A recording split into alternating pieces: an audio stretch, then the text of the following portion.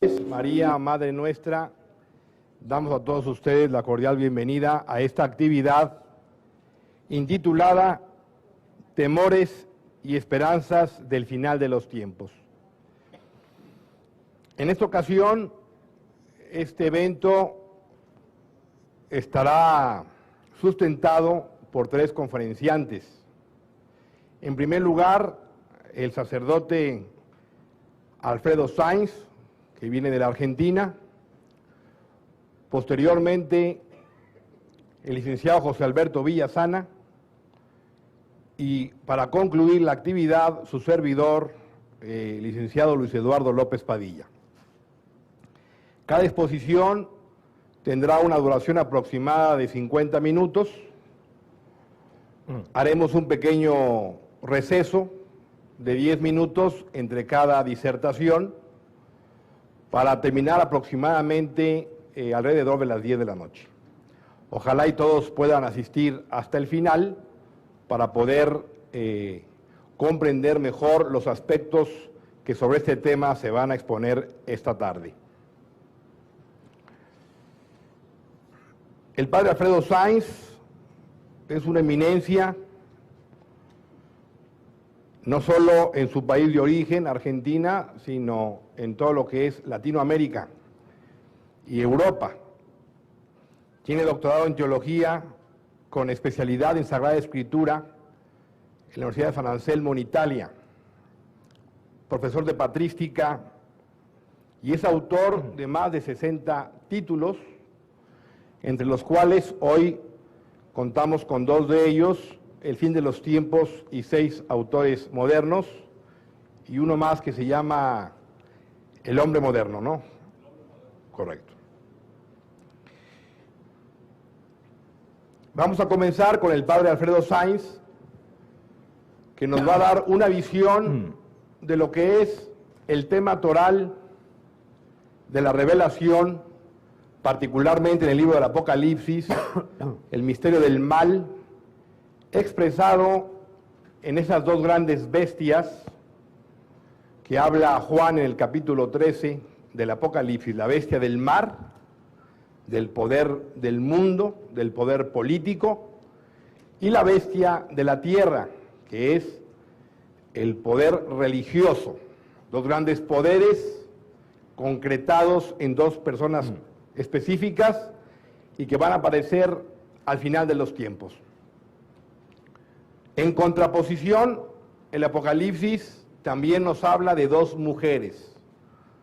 Una mujer vestida del sol, que tiene el luna bajo sus pies, coronada de estrellas, de 2 estrellas, y una mujer que es una ramera, una prostituta, que fornica con los reyes de la tierra. Estas 2 mujeres apocalípticas tienen en el contexto histórico actual una gran trascendencia que perfila precisamente la iglesia fiel de la infiel que se va a manifestar en este final de los tiempos. Este tema lo va a abordar el padre Alfredo Sainz. ¿Por qué hemos querido profundizar en un tema que hoy resulta poco novedoso dentro de la enseñanza general de la Iglesia? ¿Por qué invitar a un sacerdote de Argentina y a 2 laicos de la Ciudad de México para adentrarnos a una temática que está en boca de muchos, pero que al mismo tiempo es poco conocida? Precisamente en los inicios de este siglo XXI se han venido acumulando las señales que Jesucristo nos pidió estuviéramos atentos a discernir, porque cuando tuvieran cumplimiento las mismas, indicaría que el tiempo está cerca a las puertas. Por tanto, Jesucristo no dijo, bienaventurados los despreocupados, porque no andarán perdiendo el tiempo. No dijo eso.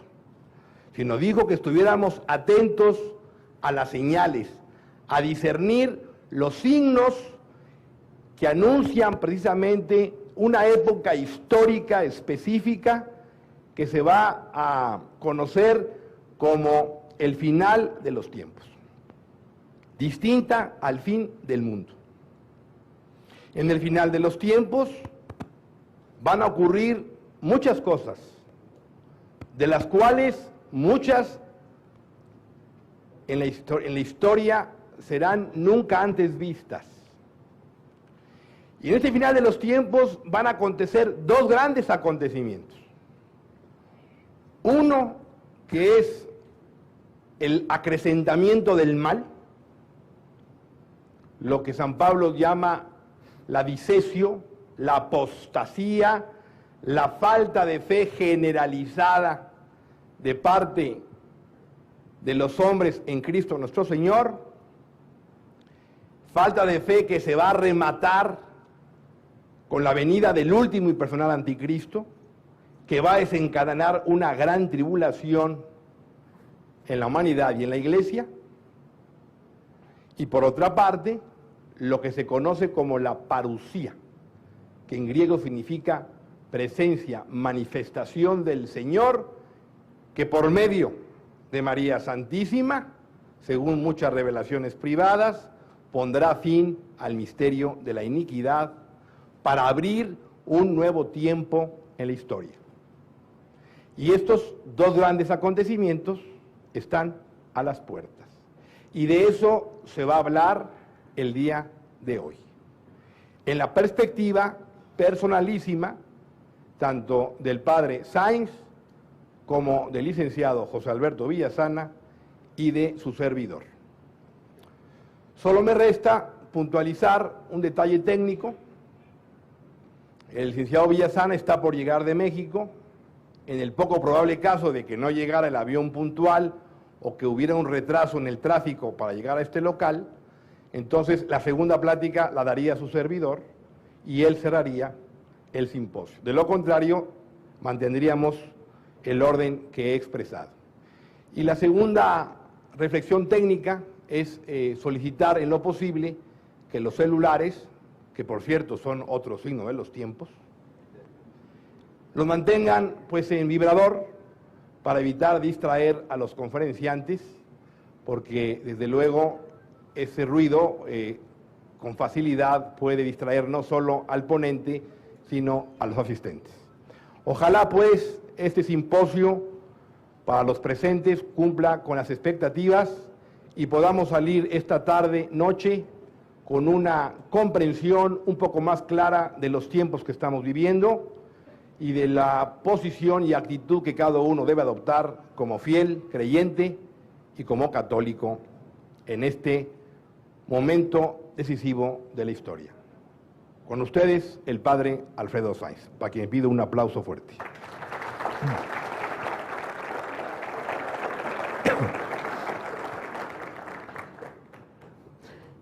Para hablar del fin de la historia, para hablar de las dos mujeres del Apocalipsis, es preciso decir ante todo que los católicos debemos tener una visión religiosa de la historia, una visión teológica de la historia, es decir, tratar de pedirle a Dios prestado sus ojos para poder entender la secuencia de los acontecimientos históricos. A lo largo de los siglos ha habido dos grandes concepciones de la historia. La primera de ellas es la concepción de una historia circular, es decir, así como el círculo no tiene comienzo ni fin, no se sabe dónde empieza y dónde concluye, así también pensaban los antiguos, algunos griegos sobre todo, pensaban que la historia era cíclica, es decir, siempre se iba repitiendo a lo largo de los siglos los acontecimientos, se iban repitiendo los acontecimientos históricos. Que luego esta idea de los griegos fue retomada en el siglo XIX por Federico Nietzsche, el cual habló del eterno retorno, sería esa idea de una visión circular de la historia. La visión auténticamente cristiana de la historia no es circular, sino que es lineal, rectilínea, podríamos decir. Es decir, la historia tiene un comienzo, un medio y un fin. El comienzo es la creación de los ángeles y de los hombres, que abre el ciclo histórico. El medio es la encarnación del Verbo, no un medio cronológico estrictamente, pero sí un medio, digamos, en el sentido de que todo lo anterior tendía a esa plenitud de los tiempos, la venida del Verbo encarnado, y un fin que es la vuelta gloriosa de Cristo al término de la historia. Vendrá de nuevo con gloria, como rezamos en el credo, pero desgraciadamente lo decimos con los labios, pero este dogma de la fe, que es la vuelta de Cristo en gloria y majestad, no integra por lo general la espiritualidad del cristiano de hoy. Ahora, esta línea horizontal cristiana ha sido tergiversada luego, manteniendo su horizontalidad, pero negando todas sus virtualidades, en lo que se llama el iluminismo de Kant, de Hegel, de la Revolución Francesa, que entendía así la historia como algo horizontal, pero negaba que hubiese un fin de la historia. Hablaba de un progreso indefinido, es decir, la historia progresa necesariamente dentro de la historia sin de que concluya jamás la historia, sin que comience la eternidad. Es una tergiversación de la idea cristiana y horizontal de la historia. El gran maestro para nosotros los católicos de estas doctrinas relativas a la historia es San Agustín, el cual escribió una obra que se llama De Civitate Dei, o sea, sobre la ciudad de Dios, que es el autor que probablemente ha mejor expresado el sentido teológico de la historia. Ha habido otros autores luego importantes, Santo Tomás de Aquino, la cumbre de la teología, pero Santo Tomás no se ha detenido demasiado en este tema de la historia, en cambio sí San Agustín. Dice en ese libro, el gran doctor de la Iglesia, dos amores fundaron dos ciudades, el amor de sí, hasta el menosprecio de Dios, la terrena, el amor de Dios, hasta el menosprecio de sí, la celestial. Pues bien, aquí se habla pues de un enfrentamiento, dos amores crean dos ciudades contrarias, una fundada en Dios, en la primacía de Dios, y otra fundada en la criatura, en la primacía, en el primado de la criatura. Y dirá San Agustín que la historia se va a entender como un conflicto entre estas dos ciudades. Pero acota el santo una información sumamente interesante, y es que las dos ciudades no empezaron con los hombres, sino ya con los ángeles. La creación de los ángeles, allí en épocas tan remotas, Dios los creó a todos buenos, pero hubo un enfrentamiento entre ellos. Algunos gritaron como San Miguel, ¿quién como Dios? Micael quiere decir en hebreo, ¿quién como Dios? Micael, ¿quién como Dios? El primado de Dios. Y otro grupo de ángeles numeroso se rebeló contra Dios y gritó, no quiero servir, no serviré a ese Señor. Y así entonces las dos ciudades comienzan en el mundo angélico. Pero luego, evidentemente, esas dos sociedades de ángeles fueron acompañadas por las dos ciudades del hombre, las dos sociedades de los hombres en la tierra. También los hombres nos vamos a dividir, a semejanza de los ángeles, en dos grandes bandos, integrando así la ciudad de Dios unos y la ciudad del mundo de los hombres otro. No son cuatro ciudades, son dos ciudades, los ángeles buenos con los hombres buenos, los ángeles perversos con los hombres perversos, dos grandes ciudades. Bien, hay una ciudad pues en torno al hombre, una ciudad soberbia, orgullosa, antropocéntrica, es decir, que se centra en el hombre es el centro de la sociedad. La capital de esta ciudad, dice San Agustín, es Babilonia, es un símbolo. Babilonia significa confusión, ciudad de la confusión de las ideas. Y la otra ciudad se va a llamar Jerusalén, la capital será Jerusalén. La primera tendrá como rey al demonio y la segunda, la ciudad de Dios, tendrá como rey a Cristo. Bien, esta idea me parece fundamental para comenzar esta conferencia. ¿Cómo distinguir estas dos sociedades? ¿Cómo entender y diferenciarlas? Dice San Agustín que la ciudad de Dios es peregrina, es decir, los hombres que la integran viven en esta tierra como peregrinos, como caminantes, en orden a llegar un día a la patria celestial. La ciudad del mundo es terráquea, es decir, y hunde sus raíces en la tierra, no piensa más que en las cosas de la tierra, vive en y para la tierra. Estas dos ciudades se simbolizan: la ciudad de Dios en Abel, que era precisamente pastor, nómade, no se afincaba en la tierra. Caín, en cambio, creador de ciudades, es el hombre que representa a la ciudad del mundo, que va a perseguir a la ciudad de Dios. Estas dos ciudades, asimismo, dice San Agustín, están mezcladas. Es decir, no hay que creer que están divididas geográficamente, como si dijéramos la ciudad de Dios está en Estados Unidos, Nueva York, y la ciudad del mundo está en Moscú, como si a veces simplemente alguna persona dividían el mal y el bien en esta forma. No es así, están mezcladas. Dentro de la ciudad de Dios hay gente mala, hay gente metida que se ha allí insinuado para llevar las ideas demoníacas, y en la ciudad del mundo, hay gente buena, o sea, una ciudad mala, una sociedad mala, pero hay en ella gente buena que tolera, tiene que tener paciencia, la paciencia de los santos y de los mártires. No son dos sociedades completamente separadas. Bien, esto sería muy pocas palabras. La obra de San Agustín, que tiene 1800 páginas, así que la he dicho en 10 minutos, pero era conveniente, creo, para iniciarnos en este tema de la visión de la historia y entender mejor lo que es el fin de la historia.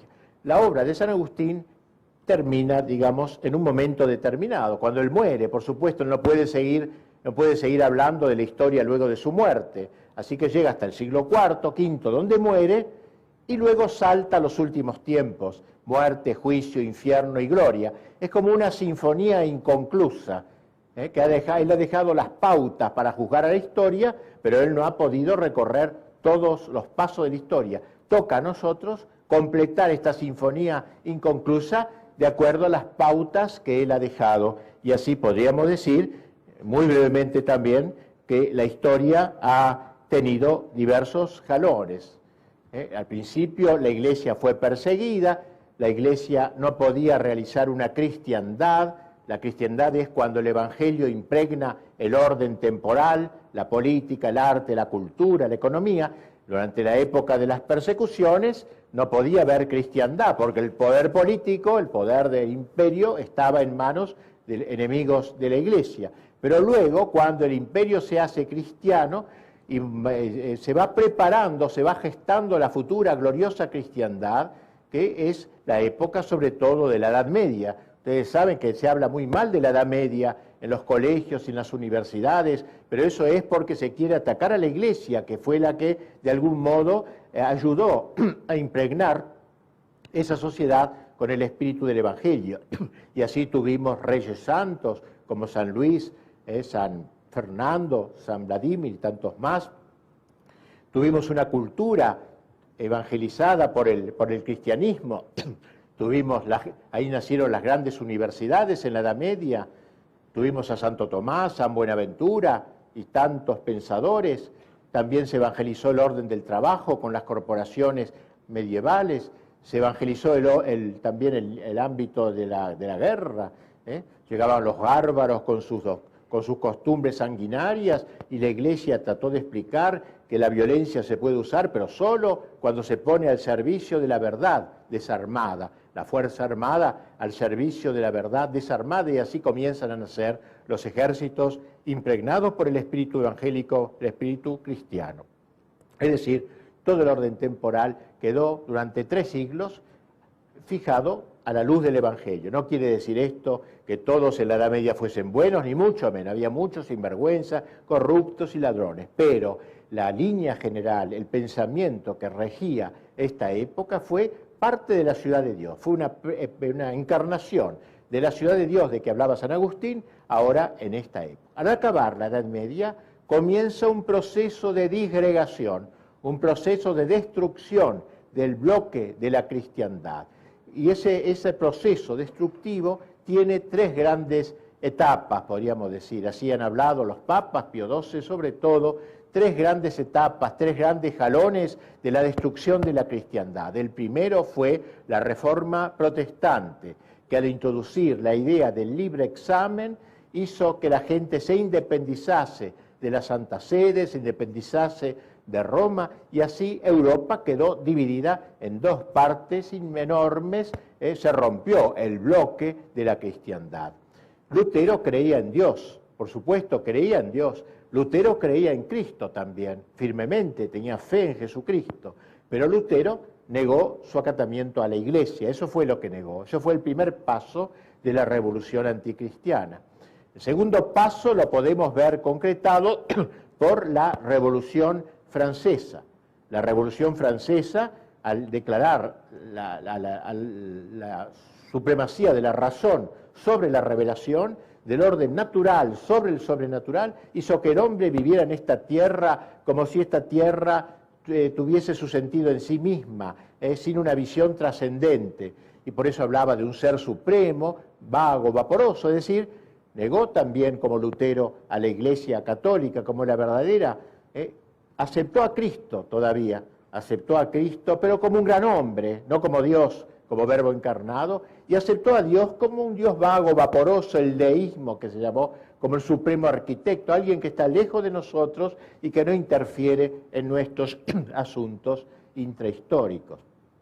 Quedaba por dar el último paso, el paso supremo, la negación ahora de Dios mismo, y ese paso lo va a dar la Revolución Soviética, en donde en realidad la época fue una sociedad que se quiso fundar sobre la negación de Dios, el ataque a Dios. Había sociedades anticristianas cuya misión era expulsar a Dios de la faz de la tierra.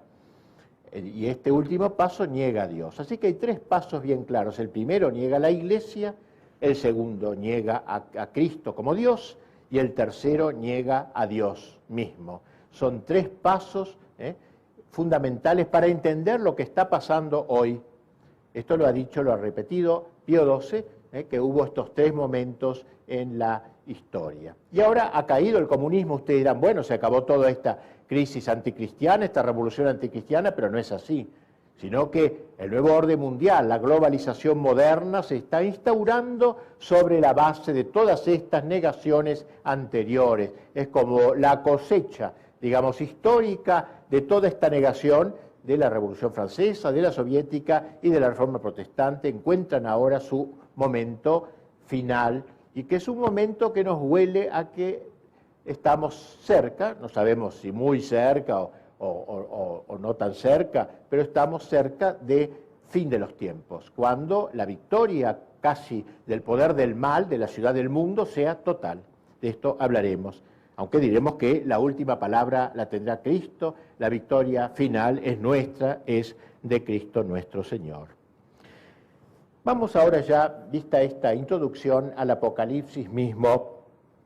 En el Apocalipsis leemos en el capítulo 13, 1-8, vi surgir del mar una bestia, y el dragón le dio su poder y su trono y gran poderío. La tierra entera siguió maravillada a la bestia, y se postraron ante la bestia diciendo, ¿quién como la bestia y quién puede luchar contra ella? Se le dio poder de actuar durante 42 meses y ella abrió su boca para blasfemar contra Dios. Se le concedió hacer la guerra a los santos y vencerlos. Se le concedió poderío sobre toda raza, pueblo, lengua y nación, y la adorarán todos los habitantes de la tierra, cuyo nombre no está inscrito desde la creación del mundo en el libro de la vida del Cordero degollado. Y aquí un texto difícil, los textos del Apocalipsis son simbólicos y deben por tanto ser explicados. El dragón, según San Juan, que es el que ha escrito el Apocalipsis, el dragón representa a Satanás, aquel rey de la ciudad del mundo de que nos hablaba San Agustín. El dragón es pues Satanás, pero el dragón le da todo su poder a un segundo personaje, que es lo que llama la bestia. la bestia. Y esta bestia es la primera bestia, porque va a haber una segunda. Esta bestia es el anticristo. El anticristo, esa persona que va a cerrar la historia antes del triunfo de Cristo. No será un demonio el anticristo, será un hombre. El demonio es el dragón. El anticristo es como el vicario del demonio, así como el Papa es el vicario de Cristo, así al fin de los tiempos aparecerá del mar esta primera bestia, el anticristo, aparecerá como vicario del demonio. Y como Cristo, él tratará de imitar a Cristo como es simiesco, dicen los padres de la iglesia, el anticristo, es decir, como un mono. El mono imita al hombre, el anticristo imitará a Cristo y entonces él querrá hacer como Cristo, recapitular todo. Cristo recapituló todo el bien de la historia y el anticristo va a recapitular todo el mal de la historia, lo radicalizará, lo concentrará en su persona. Se lo llama bestia porque el pecado es algo que degrada al hombre. El pecado es bestial, animaliza, aunque nosotros no nos demos cuenta, el pecado es el hombre que se corroe, se destruye, se autodestruye. Por eso el anticristo, este personaje del fin de la historia, es caracterizado como una bestia, la primera bestia. Figura, decíamos, que pertenece al ámbito de la política, es decir, será una autoridad política, será como un emperador de la tierra. Santo Tomás habla de una potencia secularis, un poder secular. Eso será el anticristo. Señor poderoso universal, acabamos de escuchar que se le concedió poderío sobre toda raza, pueblo, lengua y nación. El mundo se entusiasmará, lo recibirá con los brazos abiertos. Ven, Señor antijesús, ven, Señor anticristo. Lo recibirá con gloria, porque él va a aparecer como un benefactor, no va a aparecer como un monstruo sanguinario, terrible, va a aparecer como un hombre que viene a traer la paz al mundo, la paz del mundo, no la que Cristo vino a traer. Es un hombre que solucionará los problemas sociales, políticos, todos se irán detrás de él, todos irán, pero en la inmanencia, es decir, creando una sociedad que solo viva en la tierra, para la tierra, inmanere, quiere decir permanecer en la actitud del hombre que vive en esta tierra como si fuese su patria definitiva. Contrariamente a la idea cristiana de la trascendencia, después de esta tierra nos espera el cielo, después de este caminar por la tierra nos espera la gloria si somos fieles a Dios. Pues bien, el anticristo instaurará la inmanencia, el hombre para la tierra, el paraíso en la tierra, recuerdan, decía Marx, y esta será la gran idea del anticristo, el hombre que no piense más que en la tierra, en las cosas de la tierra, y que considere todo lo del cielo, de la gloria de Dios, como una alienación, como una utopía absurda, digamos así, algo que no existe en realidad. El anticristo, pues, impondrá en el mundo ese gran poder. Y hoy, que estamos en esta época de globalización, de nuevo orden mundial, nos parece que esta idea que San Juan en el siglo I gestó, por inspiración de Dios naturalmente, pareciera poder tener cumplimiento en esta unidad mundial. Falta que aparezca un personaje, un emperador mundial, para que haga suyo esta bandera de la ciudad del mundo contra la ciudad de Dios. Bien, junto a esta primera bestia aparece una segunda bestia en el Apocalipsis. Dice el texto, Apocalipsis 13, 11, 12, vi luego otra bestia que surgía de la tierra y tenía 2 cuernos como de cordero, pero hablaba como una serpiente. Ejercerá todo el poder de la primera bestia en servicio de esta, haciendo que la tierra y sus habitantes adoren a la primera bestia. ¿Quién será? ¿Qué será esta segunda bestia? Esta segunda bestia, según los autores de la Iglesia que han meditado sobre estos temas, sería la Iglesia adulterada, es decir, la Iglesia santa. La Iglesia católica es santa esencialmente, nunca dejará de ser santa, católica, apostólica y una, pero sus miembros, no todos sabemos bien, son santos.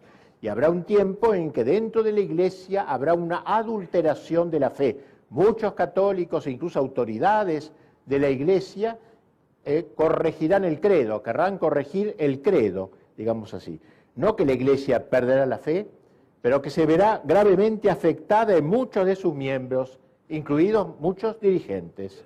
Al dragón no le interesa tanto matar como corromper, envenenar, falsificar. Una Iglesia que se pone al servicio del anticristo, del mundo, del espíritu del mundo, de la parte corrupta de la Iglesia que la ayuda desde su religión adulterada. Ahí tenemos ya pues estos dos grandes personajes sin los cuales no podemos entender el tema específico de nuestra conferencia. La primera bestia, el anticristo; la segunda bestia, según parece, dentro de la Iglesia, el poder que lo va a ayudar al anticristo, el ministerio de propaganda, va a ser propaganda, aparece como un carnero, como una ovejita mansa, pero en el fondo es una serpiente, esta segunda bestia. Bien, junto a estos dos personajes que hemos tratado de caracterizar, aparecen dos extrañas mujeres que dan título expreso a mi conferencia. Una en Apocalipsis 13 y otra en Apocalipsis 17. La primera simboliza a la Iglesia fiel hasta el martirio, hasta la muerte. Y la segunda representa a esta mujer de que acabamos de hablar, a esta segunda bestia que va a ser presentada como amante del mundo, como fornicaria, como ramera.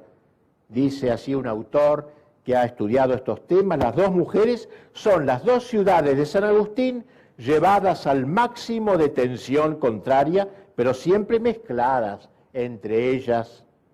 Una de ellas es la Iglesia fiel hasta el martirio, la otra es aquella segunda bestia de que acabamos de hablar. Las dos mujeres son gemelas, son hermanas, nacidas de una misma madre, la religión, pero una es fiel a la enseñanza de Cristo hasta la muerte y la otra parte corrompe la doctrina, adultera la doctrina. Representan la religión verdadera en sus dos polos extremos, la religión fiel al mensaje de Cristo y la religión corrompida. Hablemos primero de la primera mujer que aparece en Apocalipsis 12. Una gran señal apareció en el cielo, una mujer vestida del sol, con la luna bajo sus pies y una corona de 12 estrellas sobre su cabeza. Está encinta y grita con los dolores del parto y con el tormento de dar a luz. Y apareció otra señal en el cielo, un gran dragón rojo con 7 cabezas y 2 cuernos, y sobre sus cabezas 7 diademas. Su cola arrastra la tercera parte de las estrellas del cielo y las precipitó sobre la tierra. El dragón se detuvo delante de la mujer que iba a dar a luz, pero para devorar a su hijo en cuanto lo diera a luz. La mujer dio a luz un hijo varón, el que ha de regir a todas las naciones con cetro de hierro, y su hijo fue arrebatado hasta Dios y hasta su trono. Y la mujer huyó al desierto, donde tiene un lugar preparado por Dios para ser allí alimentada 1260 días. Y aquí el texto, pues, Apocalipsis 13, 1-6, porque texto difícil, poético, lírico, que puede prestarse a alegorías extrañas, ¿no? Pero que en el fondo es bien católico y exalta lo que más amamos. Este texto es central del Apocalipsis, es el texto central del Apocalipsis que señala la agudización final, la historia de las hostilidades entre las dos ciudades, el punto culminante de la historia. ¿Quién es esta mujer? ¿A quién simboliza esta imagen que vio San Juan en sus apariciones divinas?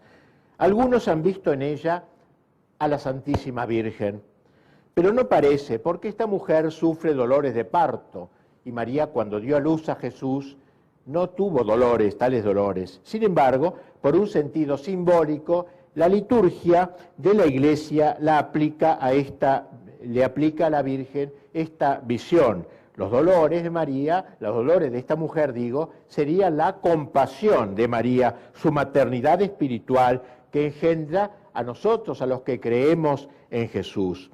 Para otros, esa mujer es figura de la Iglesia de los últimos tiempos. Y nos parece que esta es la mejor interpretación, que esto es así. Esta mujer coronada del sol con las estrellas, representaría a la Iglesia Católica, mujer vestida del sol, con la luna por escabel de sus pies y una corona de 12 estrellas. El vestido de sol es la fe verdadera y la luna bajo los pies es el mundo cambiante que la Iglesia domina, y la corona de 12 estrellas, la plenitud de la doctrina y los predicadores de ella. Y la Virgen de Guadalupe tiene mucho de esta simbología de esta mujer del Apocalipsis 12.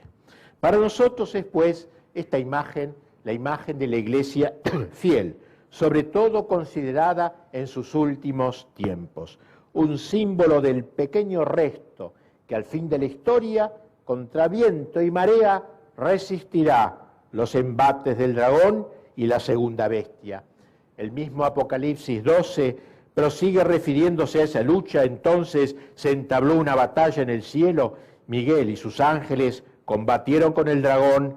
También el dragón y sus ángeles combatieron, pero no prevalecieron, y no hubo ya en el cielo lugar para ellos. Y fue arrojado el gran dragón, la serpiente antigua, el llamado Diablo y Satanás, el seductor del mundo entero, fue arrojado a la tierra, y sus ángeles fueron arrojados con él. Ay de la tierra y el mar, porque el diablo ha bajado donde vosotros, con gran furor, sabiendo que le queda poco tiempo. En la lucha final, el demonio va a gastar sus últimas cartas, sabe que se juega cara o cruz todo su destino. Este poco tiempo que queda es el tiempo final de la historia.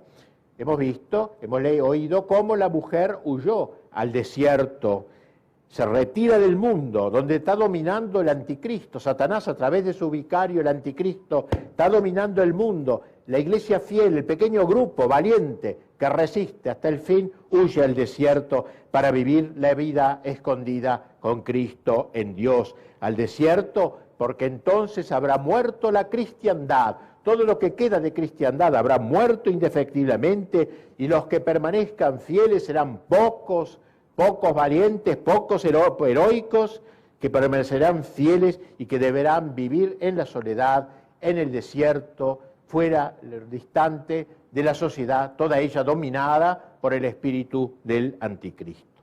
El dragón, es decir, Satanás, con su vicario, el anticristo, se lanza a la tierra. La lucha entre el dragón y el niño que engendró María se continúa en los cristianos, a los que también engendra María, quienes prosiguen su militancia contra Satanás y la ciudad del mundo.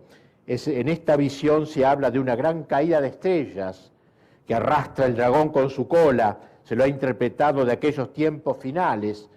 Significa la gran cantidad, dice un autor, de los doctores del error, es decir, de aquellos que deberían ser doctores de la iglesia, pero que se rinden a la ciudad del mundo y al espíritu del mundo, serán arrastrados por la cola del dragón.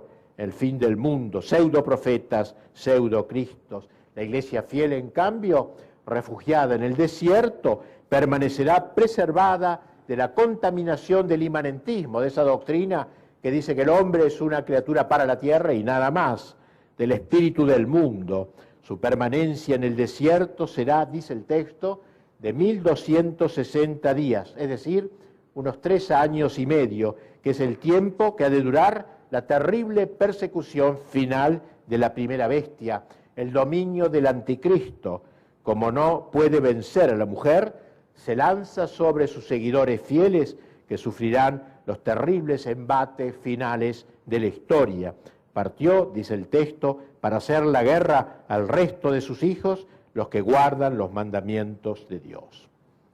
Hemos dejado a la mujer del capítulo 12, pues la iglesia fiel, contra la cual continuará la lucha, estará en el desierto, mientras que en el mundo, en la sociedad, dominará el anticristo durante 3 años y medio.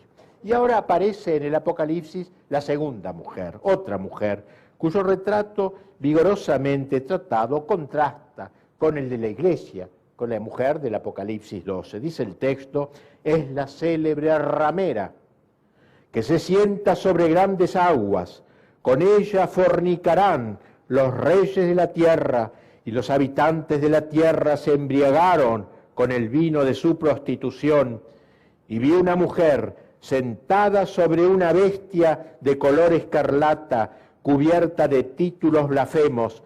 La bestia tenía 7 cabezas y 10 cuernos.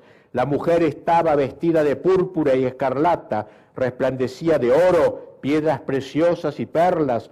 Llevaba en su mano una copa de oro llena de abominaciones y también las impurezas de su prostitución, y en su frente un nombre escrito, un misterio: la Gran Babilonia, la madre de las rameras y de las abominaciones de la tierra. Y vi que la mujer se embriagaba con la sangre de los santos y con la sangre de los mártires de Cristo. Y me asombré grandemente al verla, comenta, impresionado por esta imagen, el gran San Juan, que vio esta segunda mujer del Apocalipsis. El dominio del anticristo será terrible en estos momentos terminales. Ya ha logrado hacer desaparecer lo que quedaba de cristiandad, con la desaparición del catejón, de que hablará un próximo orador.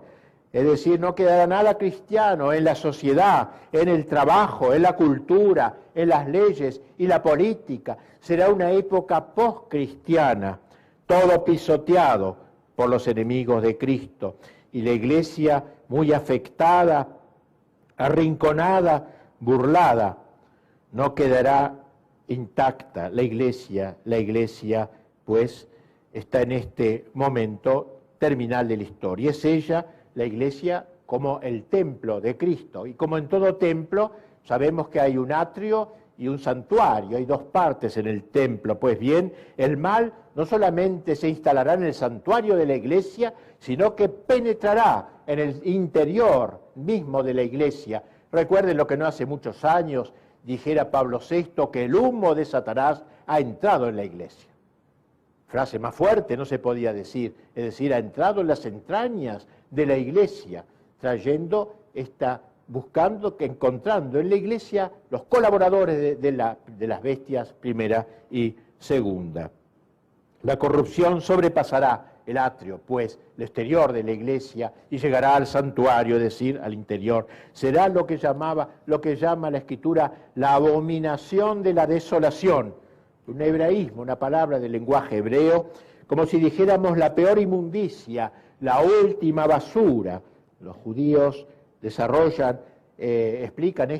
usaban esta expresión para designar el sacrilegio máximo, cuando los ídolos están puestos en el templo mismo de Dios. La revolución anticristiana, fogoneada por el demonio, se ha propuesto en estos últimos siglos no solo liquidar la cristiandad, y ya lo ha hecho, sino también liquidar el cristianismo, es decir, en las personas individuales, y fabricarse una nueva religión. El anticristo con la segunda bestia, con esa iglesia falsa, van a implantar una nueva religión, la religión de la inmanencia. Ustedes saben ya bien lo que acabo de explicar, qué es la inmanencia. La religión del espíritu del mundo, una nueva religión, una pseudo-religión. Ya no se hable más de los derechos de Dios, solo se hable de los derechos del hombre. Ya no se hable más de la soberanía de Dios, solo se hable de la soberanía del pueblo, es decir, la autoridad no viene de lo alto, viene de lo bajo, etcétera. O sea, es una nueva religión, verdaderamente, la religión de la inmanencia. Y habrá un cristianismo falsificado, pues falsificado, esta religión será un cristianismo falsificado que odiará al auténtico cristianismo. Y habrá amplios sectores de la Iglesia que apoyarán esta mistificación. La corrupción de lo óptimo será, cuando se corrompa lo más importante, es la parte carnal de la religión, ocultando, adulterando y aún persiguiendo a la verdad, a Cristo y a los suyos. El Apocalipsis llama a esta mujer, parodia de la iglesia verdadera, la llama ramera, que es el peor insulto que damos en la tierra, ramera. San Juan dice que con ella fornicaron los reyes de la tierra. Ha querido esta iglesia falsa amalgamar el reino y el mundo, el espíritu del mundo. Esta mujer coincide con aquella segunda bestia de que hablamos, que tiene cuernos semejantes al cordero. Va a aparecer una pseudo iglesia, ritualizar los designios de la primera bestia, la adoración del hombre. La adoración del hombre, recuerda lo que decía San Agustín, la ciudad de Dios, la ciudad del hombre. El hombre es lo supremo, el hombre es el Dios, la razón, la diosa razón, como dijeron en la Revolución Francesa. ¿Y por qué se la llama fornicaria, adúltera a esta parte traidora de la Iglesia? Porque en el Antiguo Testamento Dios había elegido a un pueblo, el pueblo judío, y decía que ese pueblo lo había elegido como esposa suya, quería que fuera como su esposa. Pero cuando ese pueblo defeccionó, Dios calificaba de ramera a Israel, a la Israel incrédula, que se iba tras amantes, los ídolos de turno. La prostitución era un símbolo de la idolatría, era un símbolo de arrodillarse ante los ídolos. Israel, la esposa de Yahvé, al entregarse al culto idolátrico, abandonaba a su esposo legítimo, a Dios, dándose tras a dioses falsos. De ahí que la idolatría sea equiparada a la fornicación. En el Nuevo Testamento dice San Pablo que la Iglesia, Nuevo Israel, es la esposa de Cristo, pero en los últimos tiempos defeccionará en muchos de sus miembros. La mujer ramera es el cristianismo adulterado, ya organizado en pseudo-iglesia, prostituido a los poderes de este mundo y asentada sobre el formidable poder político anticristiano que conduce el anticristo. Y por eso el Apocalipsis muestra a esta segunda mujer sentada sobre la bestia, cabalgando a la bestia, unida a la bestia, al anticristo. Estamos llegando al nuevo orden mundial, como decíamos antes, fundado en la inmanencia. Este globalismo invitará a la Iglesia para que se le una.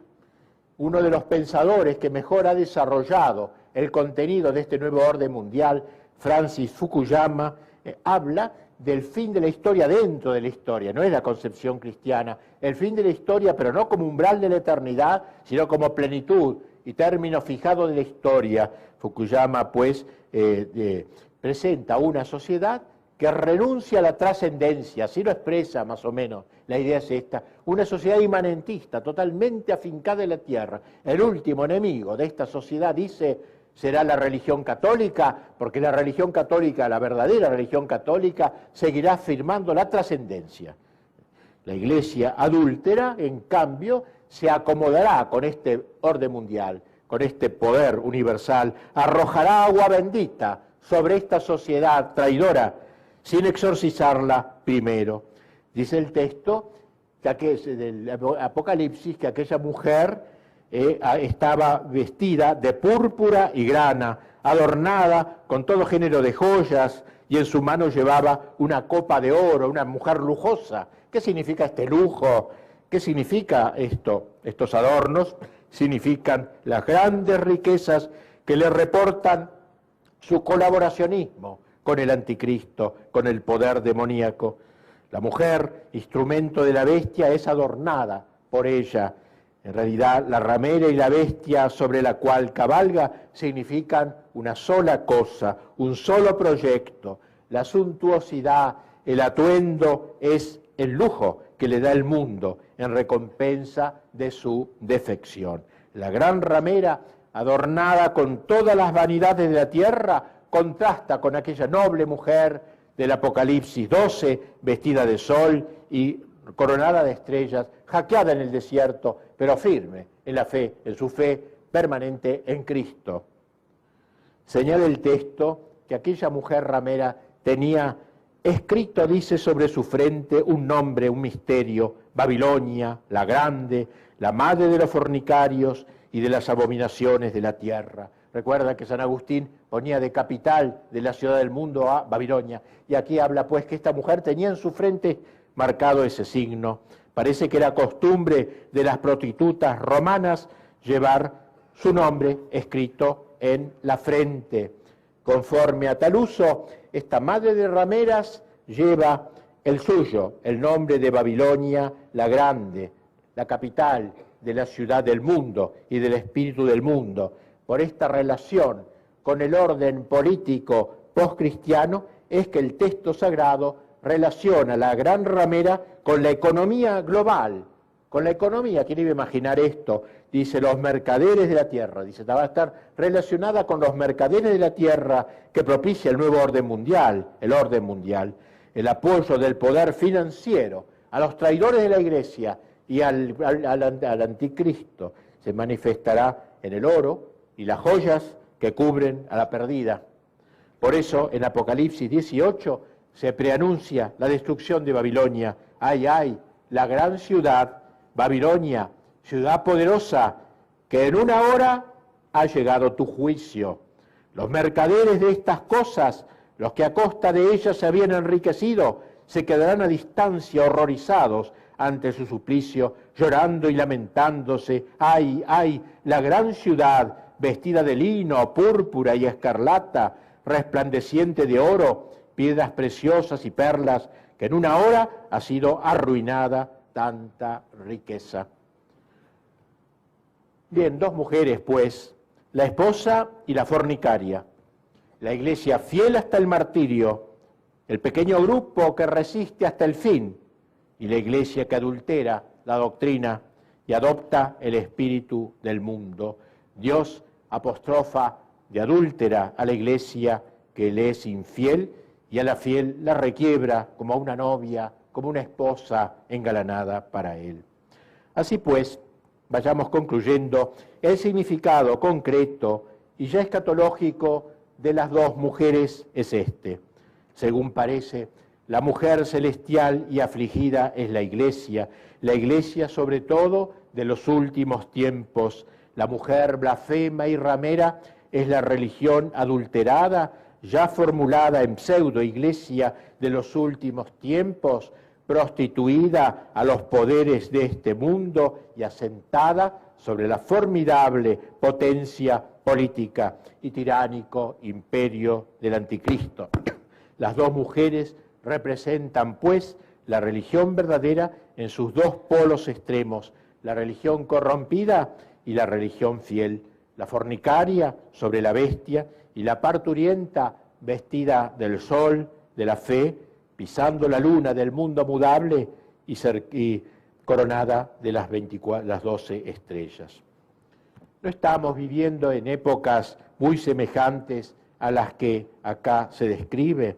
No conviven en la iglesia dos concepciones de la vida y de la fe, una que quiere ser fiel a la iglesia de siempre y otra que busca por todos los medios desposarse con el mundo moderno, caer bien ante el mundo moderno, no ponerse más en la presencia de Dios, sino en la presencia de la opinión pública, que hace de su trascendencia inmanencia, que destruye la doctrina, la liturgia, la pastoral, y por eso hay que ser cautos y saber discernir en nuestros tiempos quién es el católico verdadero y el que no lo es. No todo lo que se dice católico lo es. Hay que tener instinto sobrenatural para discernir. El problema es que las dos mujeres son gemelas, son hermanas, nacidas de una misma madre. La religión, la religiosidad, el instinto religioso. Incluso la bestia de la tierra, el anticristo, que sustenta a la iglesia adúltera, se parece al cordero, decía más prodigios y portentos, promete la felicidad en la tierra y habla palabras hermosas, llenas de halagos, promete el reino en este mundo por las solas fuerzas del hombre, como el dragón lo prometía a Cristo en el momento de las tentaciones. Peligro pues de confundir las dos mujeres y de creer que seguimos siendo católicos cuando estamos detrás de la mujer adúltera. Es muy probable, no es cierto con certeza absoluta, pero es muy probable que no estamos en tiempos terminales o acercándonos al menos a tiempos terminales. La tribulación final será terrible. La Iglesia habla de un pequeño resto, mínimo, minúsculo, que resistirá hasta el fin. Pero en el desierto de la fe, en la marginación total, Estos pocos no podrán comprar ni vender, dice el Apocalipsis, es decir, quedarán marginados de la sociedad, no podrán circular ni dirigirse a las multitudes por medio de los grandes medios de comunicación que estarán cada vez más en manos del enemigo y del anticristo. Por eso serán pocos los que permanecerán fieles. Las situaciones de heroísmo y sobre todo de heroísmo sobrehumano son para pocos. Y si esos días no fuesen abreviados, dice la Escritura, no quedaría ni uno fiel a Dios. Sobre todo serán terribles los tormentos interiores que sufrirán los fieles sometidos a noches oscuras, interminables, que no se resolverán quizás en esta vida. Pero debo destacar bien, para concluir ahora, que el Apocalipsis no es un libro de terrores, no es un libro para tener miedo, como a veces la gente cree, como decía Jorge Luis Borges, dice que cuando leo el Apocalipsis estoy frente a un libro que me aterroriza. No es eso, el fin del Apocalipsis es dar consuelo, al revés, es adelantarnos en profecía tiempos terminales para que cuando lleguen ya estemos prevenidos, ya estemos advertidos.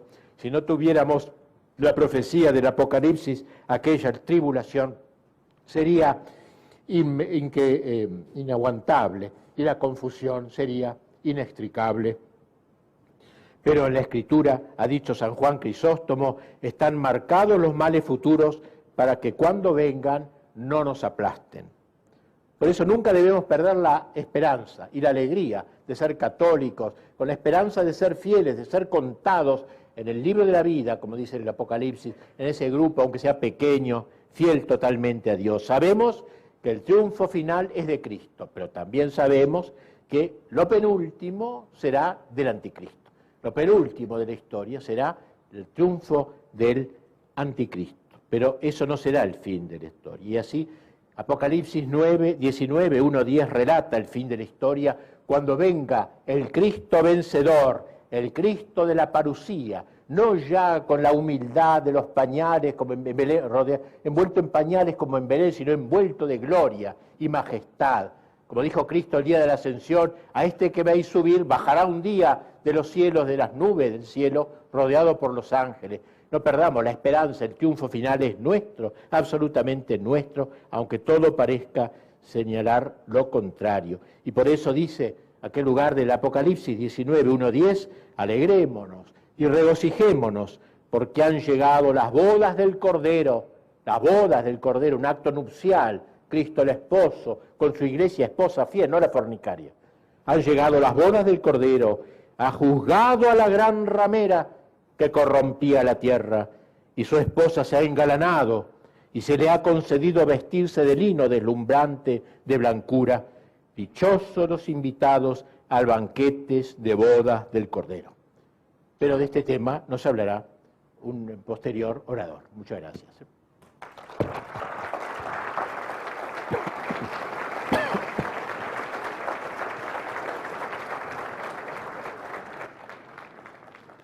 Bien, vamos a dar un receso de 10 minutos y continuamos con la segunda exposición. Muchas gracias.